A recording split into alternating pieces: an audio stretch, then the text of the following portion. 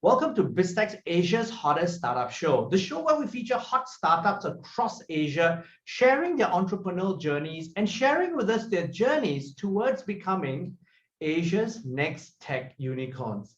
Now, today we feature TreeDots and its co-founder and CEO, Tylor Jong. TreeDots is a social e-commerce platform that serves to simplify the supply chain directly with businesses and households. Now, helping them save food, save cost at the same time. Now, Tylor, welcome to the show. Hey, Ryan, thank you for having me here. Now, Tylor, give us an overview of TreeDots and how it was founded. Yeah, like what you rightfully said, right? TreeDots is a supply chain platform. We focus a lot on the distribution, right? Both businesses and consumers. And we are particularly famous for the secondary market that we have, which is distributing food that's imperfect and in surplus, right? So the business started off with, two other co-founders. I've known them for half my life. Over drinks, yeah, standard stuff, right? Okay. But more like what's happening in the world, the not sexy stuff, right? Stuff that is, food wastage, right? A lot of attention gone into, malnutrition, poverty, but this is the area that's huge. Because 1/3 of all food that's been produced never gets eaten. It's a problem that people don't really pay attention to. It's not sexy, right? And for us, this is a space where we feel that, the generation that we're in, purpose-driven work is important. That's why we're drawn into it. And some of these examples that we've exposed ourselves to in our work, we feel that we can resonate with the problem, and we decide to go deep into it. Yeah. Okay. So explain the problem in detail.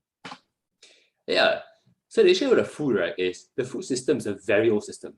You can call it a 1950s system. It's great at making sure food goes from the plantations and make sure that it's there at the supermarkets when you need it most of the time, right? Especially in developed countries. But how it's being done is a very inefficient way, right? Here in Asia, especially, most of the food that is being wasted isn't the food that you see at buffet lines at households, right? Those are consumption food wastage. Now, food is mostly lost upstream, a huge chunk, right? Close to 90%, right? And a lot of it is wasted upstream, and food that's still perfect for consumption is wasted because things are not perfect. Where you have a supermarket that demands chicken of a certain size, the supply has got challenges making sure that this amount of food is at the right specifications for these customers, right? So we divert and make sure that food of such caliber, such proportions are able to be redistributed to other businesses that can use it. How do you do that? A lot of it deals with actually logistics and tech, making sure that we provide a platform where businesses with different specifications have access to these goods. So for example, if I'm a supermarket, I require chickens of 1.3 kilograms, right? The supplier has a constraint, right? He can't control how big the chickens grow. So he has to slaughter those chickens. A portion that fits this criteria is sold to that supermarket. But the chickens that are too big is a problem. Chickens that are too small is also rejected by a supermarket. So you create that secondary market where other entities, I could be a caterer, I could be a restaurant. I don't mind the chickens that are a bit smaller or bigger, right? I would then access this platform, get information about these supplies, and then order to them. But the problem is, the second part is, how do you make sure that food gets to that stage or that customer as soon as possible, right? So that's where we come in, and we have to intervene with the logistics. So there are two parts to it, and that's how we do it. A lot of it has to do with tech. Of course, the real world where we get involved with logistics. Give us an example of numbers of how you have saved money and also obviously reduced the amount of wastage. Yeah. So for a consumer, right, if you go to our platform, things are slashed at way lower prices, right? So you compare to retail prices, it can go up 90% cheaper. So that's where the consumer, right, you save that cost. For business, sometimes it can be as cheap as 30%, right? So that's huge for business, right? Especially in F&B, where net profit margins are very thin, 1 to 3%, and food costs can be about 30% of your entire business cost. So the discounts we give at times can be so high, and these are so attractive to these guys. Now the food that when we move, right, is really a lot every day, right? Give us a perspective of what sort of volumes you're doing right now. Yeah, for chickens alone, right, we can move about 7 tons a day, right? So just chickens alone, and that's only in Singapore. So imagine the rest of the other countries. So 7 tons of So this is basically non-spec, like, and give us an example so that we have context. So NTUC, for example, doesn't take chickens beyond a certain size. Yeah, okay. I'm Yeah, using or Shen Xiong or something like that, right? yeah. So then what happens? Okay. Walk us through the whole process. Yeah, okay. So for supermarket, you want most products, especially in Asia, right, to be perfect. People complain, right? The chicken is too big. Am I getting a good deal, right? If the others are too big or if too small, that becomes a problem. So you want the best, as similar as possible, right? So what happens is these supermarkets impose it on the suppliers, right? And when suppliers do so, two things happen, right? I do contract farming with a farm, but a farmer can't weigh every chicken, right? What he does is he sweeps all the chickens that are a certain age and loads it in a truck. And when that happens, it goes to a slaughterhouse. Slaughterhouses specialize, meaning machines are cut for that 1.3 kilograms that the supermarkets set on these suppliers. So the slaughterhouse then slaughter the chickens. Chickens that are too big, too small. Often in the case, you got broken bones, bruises. Right? Those are rejected. Even if you slaughter them, that's only after that, then you weigh the products, or you weigh the slaughtered chickens. You remove those chickens that are too small or too big, you know it, right? Or the weight, or broken bones or bruises. You then deliver to the supermarket. The supermarket from there, maybe you deliver 100 chickens, right? Broiler chickens, right? And the supermarket then decides, okay, I only need 80, the remaining 20 goes back. Because a lot of power is given to supermarkets and they choose. Right. Then that is returned back. So they want to do because they have buying power. But a lot of buying power. Supermarkets have a lot of buying power. They're really a lot of buying power. So that's what happens, right? There's a lot of stuff that's being rejected along the way for different reasons. Then what happens to the balance? Yeah. For things like dry products, right? If it's rice, noodles, sauces, often you see them in food banks. But when it comes to higher price items, right? Whether it's chicken, seafood, right? Fruits and vegetables, very little gets actually donated. Most of the suppliers, they hog it, hoping one day they'll sell it, but not incentivized to do so, have to slash prices. Right? So some do donate, others, would sell it to maybe an organic fertilizer company which uses it, right? But you get very little, 10 cents for every dollar of the value of the goods. Some actually, it's not like other countries, right? Different countries, especially in the developing countries nearby, they would then dispose of it. Some may do it illegally, right? Here in Singapore, maybe you pay for proper disposal service, but other countries may do it illegally. So that's cost to them, disposal cost. So that's where we come in, right? Food that still is safe for consumption. Let me help you salvage as much value as possible. Right? You don't have to dump it, right? So that's where we come in. So what would they do? So if I'm a supplier that then has the say 20% left over that doesn't meet the specifications of my major supermarket, NTUC or Shen Xiong, then what do I do? This 20%, I go onto your platform. Yes. I'll upload the information that this stock is available. Then what happens? Yeah. So you pretty much do nothing much later. Okay. It's very easy, right? Yeah. First you come in as a supplier. Of course, we vet through you, right? We vet you. It's important for food, right? After that, you give us the information, you load it up, right? And we get the suppliers, we get the buyers for you. So it's as simple as do it hands-off. It's as though you outsource this problem, right? We will tell you, hey, today, and maybe we have customers that order, right? And we tell you at 7 p.m., 11 p.m., right? At specific timings, right? That people are ordering from you. We then pick it up and just deliver. So you're literally quite hands-off. Almost. Okay, so it's and that's great. So this is where your value add is as a marketplace. Not only are you a marketplace, but you provide the logistics to pick up and deliver. Yes. I mean, the whole essence, right? These guys, right? These huge companies, every business has got limited resources. They would rather divert their attention or the resources, whether it's salespeople selling their newest product, the products with the highest prices, largest margins, right? Instead of selling goods that are slash prices. Even logistics, right? I'd rather use my logistics to move items with the highest margins. These things, keep it in a corner. If my salespeople sell, they're great. If they don't, it's okay. Focus on what their highest margin items are. Logistics too.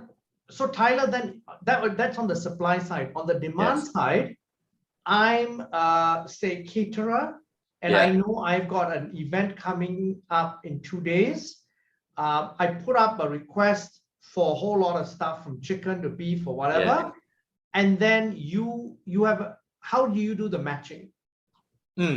Okay, currently it's still the buyers choosing, right? So there are two ways to do it. Buyers, let's say the caterer, he knows beforehand he's got things he needs to order. He'll go to the app, literally just click 3 steps. You can repeat the order, right? Just change the quantity. And we just click the order, next day, or even you order even at 1 a.m., right? You can deliver it the same day, like 6 hours later at 6 a.m., 7 a.m., right? That's just it. There's some customers, you got recurring orders. They will send it to us, and then we will then, just deliver. Yeah, so different ways to do it. You could be it could be initiated by the buyer on a daily basis, or when as need or as one basis, right? Okay. Otherwise, you send a standing order. So if I'm an F&B business downtown, and I have a certain amount of requirements every day, I can put that in, as you said, at 12 a.m. or 12:01 a.m. Yes. And in the early morning, it's basically in my shop by 8 Yes. o'clock. Yeah. So that's why, because at lower prices. Yeah. How much would I save as an F&B business or catering business? For some items, discounts can be as high as 30%. There are items that are maybe discounts not that huge, 5%, right? 3%. Okay. Yeah, but on average, you can see prices, right? Maybe weighted average, right? Around 8%. So not too bad for a business. If business cost is the largest component, and often the case it is. Yeah. Okay, so how did you? What I'm curious to find out is, how did you evolve the business? Your original idea was basically a social enterprise, but you've essentially evolved the business. Walk us through how you evolved the business over the last 3 years. Yeah, so initially when we didn't do this full time, it was more like a non-profit, right? Get things to do as it is. But when we saw the non-profit model, not that great, man. Very inefficient. You've got guys who are managing non-profit, being paid like an investment banker pays, right? But it only works from 1 to 4 p.m. Super inefficient. It's as if every dollar you donate, right, to the non-profit, maybe 10 cents, 20 cents, 30 cents, I'm not very sure, right, goes to actually serving the cause. So very inefficient, right? But for us, we think that doesn't work. It doesn't make sense. So we decided to turn it into a social enterprise. Social enterprise is whereby the concept is making money and doing good shouldn't be a dichotomy. It can be done together, right? For us, if we put the business where if it makes money, the bottom line is important. We may hire people who are not interested, really doesn't bother about the cause, right? But he knows he needs to make the number perfect, the manager, right? As his targets, right? So whenever we sell a product that is making money, he serves his purpose as a manager, right? So it's like the business has to be aligned with making money and making sure these managers perform that goal. So we turn it to, hey, we need to make money, right? At the very start, we tried both business and consumers, right? We felt that business is the way to go at the very start. It helps us scale faster, right? Business purchase a larger volume. They are easier to manage in terms of variety of goods. You don't have to cater to everything. Unlike consumers, right? You need a variety before even getting traction. Yes. Business, yeah. You group prices, it's easy. You get it done, you move on, retention is higher. They don't flake, right? Like consumers, right? Don't flake as much. So the problem is, right, when you're doing tech, right, in a very, very, tech-legged industry, F&B, right? They're not guys in suits went to Ivy Leagues, right? They're very different, very, very different, right? So the way we do it is we provide the business value, and tech just happens to come together to make businesses, easy. So every conversation is about business first, how I serve you, then we see how we put our tech products into the whole business relationship. But it comes a problem, right? The thing about Southeast Asia, supply chain, cold chain logistics is a problem. Very difficult. Cold chain logistics is a problem in many countries in Southeast Asia out of Singapore. Singapore is a great logistics framework, especially. Yes, it is. Yeah, so it is a problem. That's foreign. Yeah. So how are you going to? That's going to be a difficult challenge to tackle as you scale your business. Yeah, it is definitely difficult, but you have to deal with it. Otherwise, the marketplace can't move with that velocity, right? It's just like at the very start when e-commerce first came to Southeast Asia, the guys at Lazada, right, Zalora, back then logistics functioned in a way whereby they would usually, deliver a very few number of deliveries a day because they do by volume, right? They would rather do volume. But when it comes to e-commerce, the habit is different. Purchases are smaller value, higher frequency. So that old model, right, doesn't work. So the guys like the Lazadas, right, had to come in, intervene a little, use tech, and then allow the market, right, to be able to deliver goods of higher frequency and lower volume. And that's very similar to our industry because in our industry, the buyers, right, businesses and consumers, they are high frequency purchasers, right? They function almost like consumers. They buy very frequent, orders are not as huge, right? So we then have to intervene a little. That's where logistics come in. We have to play that role, and we have to use a lot of tech to make sure that information flows fast, but deal with the real world problems too. And we really had to intervene, and really had to take part in this part of the supply chain. Now, give us a perspective of how big you've grown, because you obviously started off, as you said, as a social enterprise, but you're now delivering seven tons of chicken a day. So it's pretty big operations. Give us a perspective of your head count, your numbers, in terms of top line and so forth. Yeah, so for us, at the very start when we first got our seed round, right, we were a team of about 9. Now we're a team of 120 plus full time, okay. Right? And yeah, so while this is a very operation heavy business, we've managed to find a way whereby we don't use as much, right? You don't have to grow in proportion in terms of the number of manpower, right? The number of people, right? We at the start we were just a team in Singapore. Now we're in Singapore and Malaysia. We have other countries, right? We also have offices there getting ready to do operational because of this round funding. Okay, and I want to talk about that. You just raised $11 million dollars in a Series A round, and you've just said that you're already sort of putting footprints in other countries. Yes. What's your strategy for post-funding? Yeah, there are a few things that we want to really focus on. Definitely scaling regionally. That's the narrative we're trying to working towards. Right, this business, when done in Singapore, it's great, right? You remove the noise, test it out, it seems to work. But now where the market really is the rest of the region, right? So we're looking at countries that you want to enter, and a lot of this deal with the suppliers that we know very well, and we're going to go to those countries with them, right? It's because okay, when you talk about suppliers that you know well, who are we talking about? Yeah, some of the biggest poultry suppliers in the region. Some of these guys we work very closely with, right? Seafood too. Cold chain is where we're strong in, right? Is where the problem is, where the largest carbon footprint is, and that's where we really focus on. So I want to ask you, cold chain, as we just mentioned a few minutes ago, that's the holy grail that needs to be cracked. Now you went into Malaysia, which has cold chain issues. How did you solve your challenges there? And obviously that's very different from Singapore level of efficiency, also in terms of size. Yeah, size definitely, right? The density is very different, very huge here, right? Other countries not as much, right? It's rather sparse. But I think essentially when it comes to logistics, it's just a flow, it's a process, right? Instead of having everything lumped together, you have to break it up.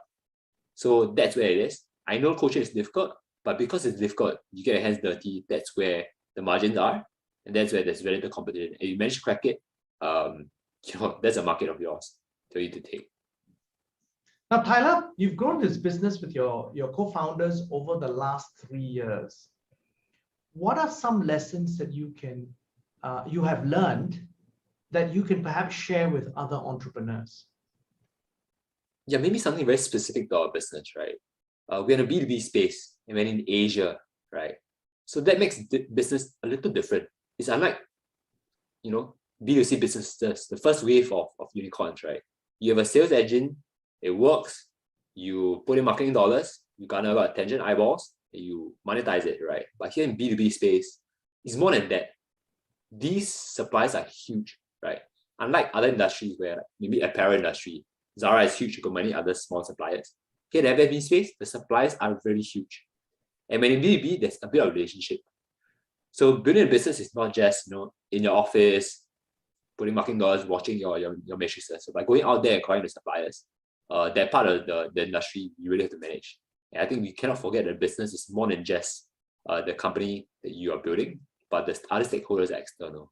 And that's very, very important for the B2B side of business in Asia, especially. Now, it's been a fascinating conversation. Tylor, any final thoughts you would like to leave us with before we end this interview? Yeah. Our company's mission, right, is really to inspire, to build a very sustainable supply chain. And people often think, right, while the problem is largely in the upstream, right, but food ultimately is, is affected by downstream consumers, us, right?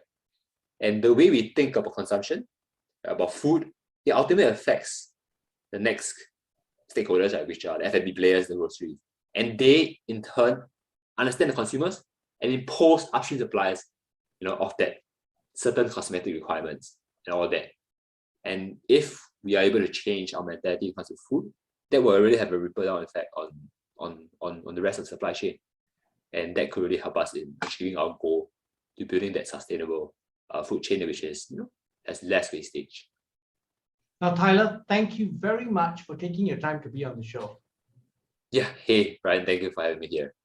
Now, we've been speaking to Tylor Jong, the co-founder and CEO of TreeDots. I'm Brian Fernandez on Biztech's Asia's Hottest Startup Show. This interview will be available by video and podcast on our various social media platforms, as well as our website, www.biztech.asia. Please like and subscribe to our various platforms.